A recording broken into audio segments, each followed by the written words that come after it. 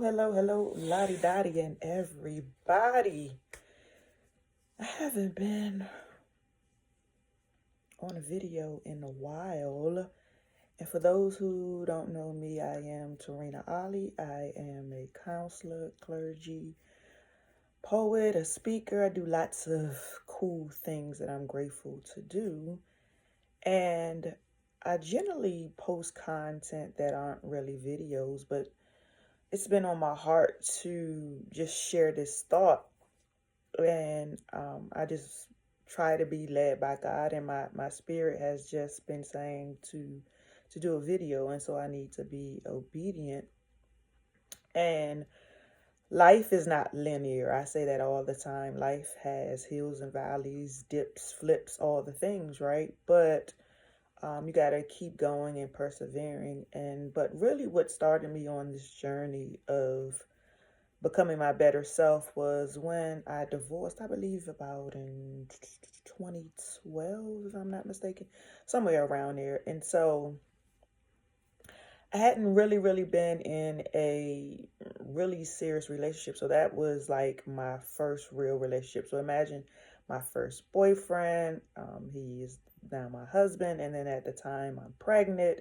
And so I'm a church girl, glorified church girl. And so being pregnant and not married, that was just like a no-no. And this was back in 2001. I had my son in 2002. And I just could not fathom being pregnant and not married, because that was something that my mother told me not to do. And mind you, I was 25, had gotten my master's degree from Howard University, HU, but it was the Christian tenets that I believed in, but I missed the mark, and I loathed so much. I had so much blame on myself. And my ex-husband, who was then my boyfriend, he had already proposed to me before we were expecting. And so the marriage wasn't based on that. But I said no because I felt I was too young. I wasn't sure if he was the right guy. Very good guy, right? We were polar opposites. I love all the rah-rah about him, at that time. But anywho, speeding this story up, um, I just felt the way. I was just embarrassed. I was ashamed. I had all this guilt. I was like, I knew better. Um, Yet again, I had a full-time federal job. I was well way in my career. Like I said, I had gotten my master's degree in education. So it wasn't like I was this little person who had gotten pregnant. And so it was a choice that I made to have sex. It was a choice that I made to have unprotected sex, right? We know how that happens. And so, speeding the story up, we have a beautiful 22-year-old, almost 23-year-old, and it was just so bad. I feel like I was supposed to be the golden child for the family. Everyone else had kids and weren't married, and so I didn't come from actually seeing that. And it was something that I just really did not want. And I still encourage, people to have kids inside of marriage, but it's a personal choice. That is just something that um, I just believe you can raise healthy children in those environments, but you can also cannot. But that's just my preference, right? So, needless to say, I was not emotionally ready to be married, right? And so I had a stepson. And so all of that, I was immersed into being a wife, a mom, and a stepmom all at the same time. I didn't know what I was doing. And we tried. We both weren't mature enough to weather the storms of marriage, because we honestly had to get to know who we were individually, and honestly getting to know who we were as a couple. We went to high school together, and so who I knew him in high school, not so much. And so it was just totally different. And I had so many insecurities. Oh my goodness, so many insecurities. And I wanted to talk about, we have to get from the state of blaming and get to healing when we go through a divorce or a breakup. And I was stuck on that cycle of blaming, saying he was this, he was this, he was this, he was this, he was this. He did these things. And yes, he did do some things. He absolutely did do some things. However, I just wasn't ready to get married. And so we must be accountable for ourselves, ladies, about the decisions that we make and be real honest and do a self inventory and say, am I really ready for a relationship? Like, we may like all the accoutrement things. Did I say that correctly? I probably said that correctly. But we may like all the things about what we see on the outside of relationships, but you should be mentally and spiritually and emotionally ready to make a covenant with somebody, to get into a committed relationship with someone. And it requires you to know who you are.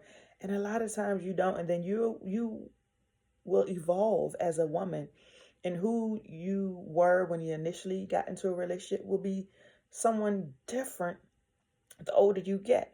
And so this is particularly around like divorce, and that you can get through it, but we had such a tumultuous, oh my gosh, such a tumultuous split up. All the things were involved in it, and I have to share that story another day, another time. And it was a lot of blame. I blamed him for doing so many things, but I had to really look at me and say, Tarina, why did you get married in the first place? Why did you allow the pressures of others to push you to do something that you knew you weren't ready to do? Why did you make a life-altering, changing decision because of shame and because of guilt?